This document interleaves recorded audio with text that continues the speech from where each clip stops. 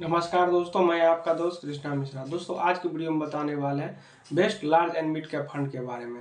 तो इससे पहले चैनल पहली बार है तो चैनल को लाइक और सब्सक्राइब कर दीजिए और बेल नोटिफिकेशन ऑन कर ताकि जब भी वीडियो अपलोड हो तो आपके पास इन्फॉर्मेशन मिलती रहे। सबसे पहले समझते हैं लार्ज एंड मिड कैप होता क्या है। अगर आप large and mid cap fund में पैसा लगाते हैं तो 35% लार्ज कैप में लगता है, 35% मिड कैप में लगता है, बाकी 30% फंड में ऊपर डिपेंड करता है। उन्हें जहां लगेगा, उन्हें लगेगा लार्ज कैप अच्छा करे लार्ज कैप में लगा देंगे, उन्हें लगेगा मिड कैप अच्छा करे मिड कैप में लगा देंगे, उनको लगेगा स्मॉल कैप अच्छा करे तो स्मॉल कैप में लगा देंगे। इस लिस्ट में पहला फंड जो आता है वो आता है बंधन large and mid cap fund. इसका अगर फंड साइज देखिएगा तो 12,000 करोड़ का फंड साइज है, तो काफी बड़ा फंड साइज है। इसमें नंबर ऑफ स्टॉक देखिएगा तो 113 कंपनी में पैसा लगा हुआ है। इसका अगर मार्केट कैप एलोकेशन का बात किया जाए तो स्मॉल कैप में 20% लगा है, अदर में देखिएगा तो 5%, लार्ज कैप में देखिएगा 40%, मिड कैप में देखिएगा 36%। इसका अगर रिटर्न का बात किया जाए तो जब से फंड स्टार्ट हुआ है तब से 16%, पिछले 1 साल में 7%, पिछले 3 साल में 24%, पिछले 5 साल में 24%, पिछले 10 साल में 18% रिटर्न बना के दिया है।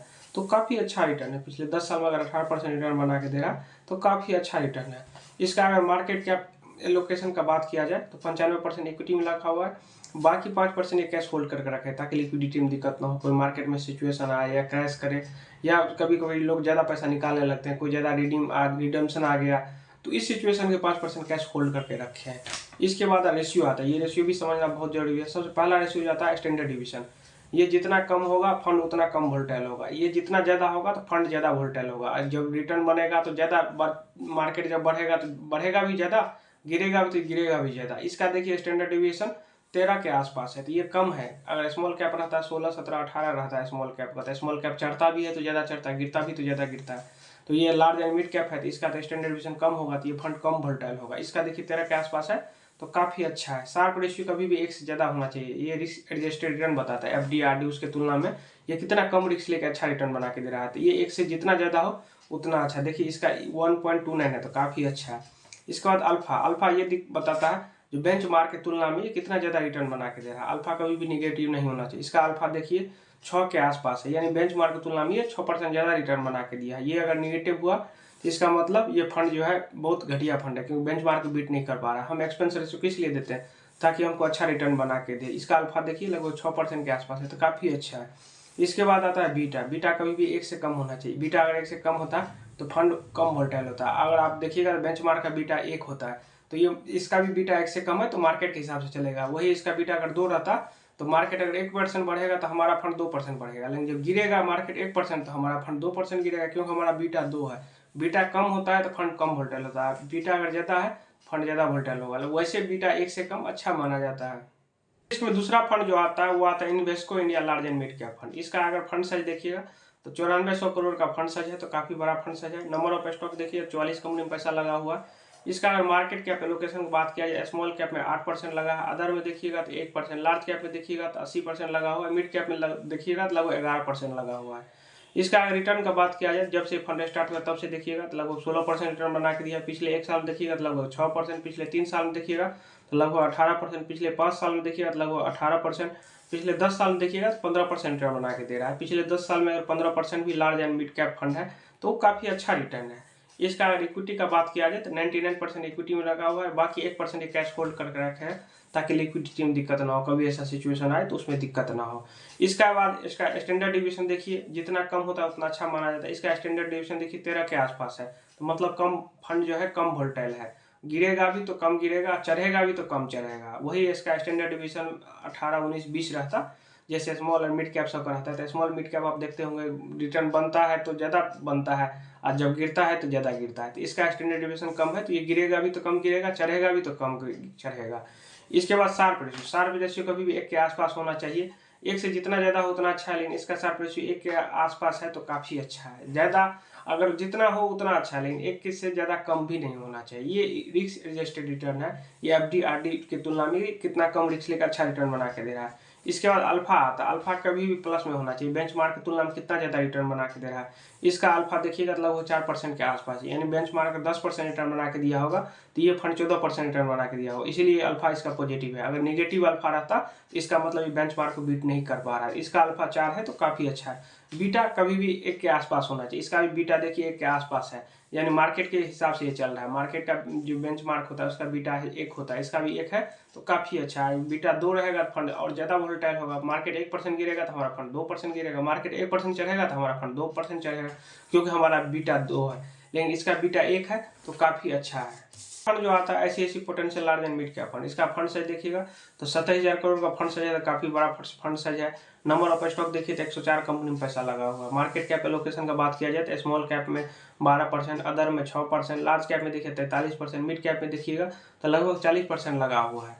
इसका अगर रिटर्न का बात किया जाए जब से फंड स्टार्ट हुआ तब से 17%, पिछले 1 साल में देखिए 13%, पिछले 3 साल में देखिए तो लगभग 21%, पिछले 5 साल में देखिएगा 24%, पिछले 10 साल में देखिए तो 18% रिटर्न बना के दे रहा है। कोई भी फंड पिछले 10 साल में अगर 18% रिटर्न बना के दे रहा है तो काफ़ी अच्छा रिटर्न है। यहाँ पे स्मॉल और मिड के तुलना में यहाँ पे रिस्क थोड़ा कम है, क्योंकि इसमें लार्ज कैप का भी एलोकेशन है, मिड का भी है। स्मॉल तो इसमें बहुत कम ही है कि इसका नाम ही है mid and large cap fund, तो मिड और लार्ज जो है इसमें ज़्यादा एलोकेशन रहता है। इसका अगर मार्केट कैप में देखा जाए तो 94% इक्विटी में रखा हुआ है, बाकी ये 5% कैश होल्ड करके रखे हैं ताकि लिक्विडिटी में दिक्कत ना हो, या कभी कोई स्टॉक सस्ता मिल रहा हो, कोई कंपनी अगर ऐसा लगेगा कि फंड मैनेजर को ये भी सस्ता मिल रहा है, इसका प्राइस मान लीजिए 200 है, मिल रहा है 50 रुपये के भाव से, तो इसके पास स्टॉक अगर पैसा पड़ा रहेगा तो वो खरीद सकते हैं, इसलिए 5% कैश अपना होल्ड करके रखे रहते हैं। इसका अगर स्टैंडर्ड डिविएशन देखिएगा तो लगभग 12 के आसपास है। ये जितना कम होगा फंड उतना कम वोलेटाइल होगा। अगर ये ज़्यादा रहेगा तो जब रिटर्न बनेगा तो ज़्यादा भी रिटर्न बनेगा, लेकिन गिरेगा भी तो ज़्यादा गिरेगा। जब मार्केट बढ़ेगा तो बढ़ेगा बहुत तेज़ी से, गिरेगा भी तो ज़्यादा गिरेगा। लेकिन इसका स्टैंडर्ड डिविएशन कम है तो मतलब कम फंड जो है कम वोलेटाइल है। इसका स्टैंडर्ड डिविएशन 12 के आसपास है तो काफ़ी अच्छा है। शार्प रेशियो 1 से ज़्यादा होना चाहिए, ये रिस्क एडजस्टेड रिटर्न है। तो ये देखिए 1.27 है तो काफ़ी अच्छा है। अल्फा देखिए बेंचमार्क की तुलना में 5% ज़्यादा रिटर्न बना के दे रहा है तो काफ़ी अच्छा है। इसका अल्फा देखिए 4.92 है, 5 के आसपास है तो काफ़ी अच्छा है। बीटा कभी भी 1 से कम होना चाहिए। इसका बीटा देखिएगा तो 0.81 है तो काफ़ी अच्छा है, यानी बेंचमार्क की तुलना में ये फंड कम वोलेटाइल है। बेंचमार्क का बीटा 1 होता है, इसका बीटा 1 से कम है तो काफ़ी अच्छा है। इसके बाद चौथा फंड जो आता है वो आता है SBI large and mid cap fund. इसका अगर फंड साइज देखिएगा तो 37,000 करोड़ का फंड साइज है तो काफ़ी बड़ा फंड साइज है। नंबर ऑफ स्टॉक देखिएगा तो 87 कंपनी में टोटल पैसा लगा हुआ है। अगर मार्केट कैप एलोकेशन का बात किया जाए तो स्मॉल कैप में 13% लगा हुआ, अदर में 5%, लार्ज कैप में 42% और मिड कैप में देखिएगा तो 39% लगा हुआ है। इसका रिटर्न का बात किया जाए तो जब से फंड स्टार्ट हुआ तब से लेकर अब तक देखिएगा तो लगभग 17% रिटर्न बना के दे रहा है तो काफ़ी अच्छा रिटर्न है। पिछले 1 साल में देखिएगा तो 8%, ज़्यादातर देखिएगा पिछले 1 साल का रिटर्न लगभग स्मॉल और मिड वगैरह का तो सबका निगेटिव रिटर्न है, लेकिन इस पिछले 1 साल का इसका रिटर्न देखिए तो 8% है तो काफ़ी अच्छा रिटर्न है। पिछले 3 साल में देखिए तो 18%, पिछले 5 साल में देखिएगा तो 20%, पिछले 10 साल में देखिएगा तो 16%, तो काफ़ी अच्छा रिटर्न। पिछले 10 साल में अगर large and mid cap fund लगभग 16% का भी रिटर्न बना के दे रहा है तो काफ़ी अच्छा रिटर्न है। इसका अगर मार्केट कैप एलोकेशन की बात किया जाए तो इक्विटी में 95% लगा हुआ है, बाकी 5% ये लगभग कैश होल्ड करके रखे हैं ताकि लिक्विडिटी में दिक्कत ना हो, कभी इमरजेंसी हो तो उस सिचुएशन में ये पैसा यूज कर सकते हैं। इसका अगर शार्प रेशियो देखिएगा तो 12 के आसपास है, काफ़ी कम है तो फंड कम वोलेटाइल है, और ज़्यादा रहता 18, 19, 20 रहता तो फंड ज़्यादा वोलेटाइल रहता, गिरता भी तो ज़्यादा गिरता, चढ़ता भी तो ज़्यादा चढ़ता। लेकिन इसका कम है तो काफ़ी अच्छा है। जो आदमी चाहते हैं हम कम रिस्क ले, फंड हमारा कम वोलेटाइल है, तो उसके लिए ये फंड काफ़ी बेहतरीन हो जाता है। शार्प रेशियो कभी भी 1 से ज़्यादा होना चाहिए। इसका देखिए 1.02 है तो काफ़ी अच्छा है। अल्फा कभी भी प्लस में होना चाहिए। इसका अल्फा देखिए 1.53 है, लगभग 1.5 के आसपास है तो काफ़ी अच्छा है। बेंच मार्क की तुलना में लगभग 1.5-2% ज़्यादा रिटर्न बना के दे रहा है। कम से कम बेंच मार्क को तो बीट कर पा रहा है। एक्सपेंस रेशियो तो हम इसी के लिए देते हैं ताकि ज़्यादा रिटर्न बना के दे। बीटा देखिए 1 से कम होना चाहिए। इसका बीटा देखिए 1 से कम है तो काफ़ी अच्छा रहा है। 5वां फंड जो आता है Motilal Oswal large and mid cap. इसका फंड साइज देखिएगा तो 15,000 करोड़ का फंड साइज है, काफ़ी बड़ा फंड साइज है। नंबर ऑफ स्टॉक देखिएगा तो टोटल 35 कंपनी में पैसा लगा हुआ है। अगर आप मोतीलाल ओसवाल का फंड का देखिएगा, किसी भी फंड में इनका ज़्यादा स्टॉक नहीं रहता है, 30, 35, 25, 30 ऐसे ही रहता है। ये ज़्यादा कंपनी में पैसा नहीं लगाते हैं, तो वही चीज़ होता है। रिटर्न बनता है जिनका तगड़ा बनता है, गिरता भी तो इनका ज़्यादा गिरता है, क्योंकि इनका कम जो फंड देखिएगा तो कंपनी में कम कंपनी में पैसा लगा रहता है। बहुत सारे फंड और निपन वगैरह कई अदर कंपनी में देखिएगा 100 कंपनी 150 कंपनी रहता है, लेकिन इनका मैक्सिमम 50 तक रहता है, 30, 35, 40, 50, उससे ज़्यादा नहीं रहता। देखिएगा किसी भी फंड में, स्मॉल कैप में देखिए चाहे मिड कैप में देखिए, इनका यही स्ट्रेटजी रहता है। इसका अगर मार्केट कैप एलोकेशन का बात किया जाए तो स्मॉल कैप में देखिएगा तो लगभग 27% लगा है, अदर में देखिएगा 2%, लार्ज कैप में देखिएगा 34% और मिड कैप में देखिएगा तो 37%। इसका एलोकेशन ज़्यादा देखिएगा तो स्मॉल और मिड में लगा हुआ है ज़्यादातर एलोकेशन। देखिए इसका रिटर्न का बात किया जाए जब से फंड स्टार्ट होता है तब से 23%, पिछले एक साल में देखिएगा तो 5% माइनस में है, क्योंकि इसका स्मॉल और मिड कैप में ज़्यादा पैसा लगा हुआ है। स्मॉल कैप में देखिएगा लगभग 27% और मिड कैप में देखिएगा लगभग 37%। तो कुल मिला के इसका स्मॉल और मिड में ज़्यादा एलोकेशन है, इसीलिए पिछले एक साल की रिटर्न देखिएगा तो माइनस में है, -5%। पिछले 3 साल में देखिएगा तो 25%, पिछले 5 साल में देखिएगा तो लगभग 25%। इस फंड को अभी 10 साल हुआ नहीं है, इसलिए अगर इसका रिटर्न अभी पिछले 5 साल में 25% दिख रहा है तो ये अभी इसलिए ज़्यादा दिख रहा है क्योंकि ये ज़्यादा फंड पुराना है। ये जब ये फंड 10 साल, 15 साल, 20 साल होगा इसका भी रिटर्न 14-15% के आसपास आ जाएगा। इसका अगर मार्केट कैप एलोकेशन का बात किया जाए तो 98% है इसका मार्केट पैसा लगा हुआ है, बाकी 2% कैश होल्ड करके रखे हैं ताकि लिक्विडिटी में दिक्कत ना हो या कभी पैसा निकाले तो उसमें दिक्कत ना हो या कोई ऐसा सिचुएशन आता है उसके लिए 2% कैश होल्ड करके रखे हैं। इसका स्टैंडर्ड डेविएशन देखिए लगभग 19 के आसपास है। ये फंड ज़्यादा वोलेटाइल है, कोई चाहता है हम ज़्यादा रिस्क लें, आज रिटर्न भी हमको ज़्यादा चाहिए, क्योंकि इसका इसलिए स्टैंडर्ड डेविएशन 19 के आसपास है क्योंकि इसका फंड में देखिएगा ज़्यादा स्मॉल और मिड कैप का ज़्यादा लोकेशन है, मतलब फंड ज़्यादा वोलेटाइल है। कोई चाहता है कि हम large and mid cap fund में रहें और ज़्यादा हम तगड़ा रिस्क लें, हमको रिटर्न भी तगड़ा चाहिए, तो उसके लिए ये फंड बेस्ट हो जाता है। जो कोई चाहता है कि हम कम रिस्क लें तो वो जिसका स्टैंडर्ड डेविएशन 12-13 के आसपास होगा उस फंड में चला जाएगा। इसका स्टैंडर्ड डेविएशन देखिए 19 के आसपास है। जब मार्केट बढ़ेगा तो ये बढ़ेगा भी तो बहुत तेजी से बढ़ेगा, लेकिन गिरेगा भी तो बहुत ज़्यादा गिरेगा, क्योंकि इसका देखिए स्टैंडर्ड डेविएशन 19 के आसपास है। शार्प रेशियो कभी भी 1 से ज़्यादा होना चाहिए। इसका शार्प रेशियो देखिए 1.09 है तो काफ़ी अच्छा है।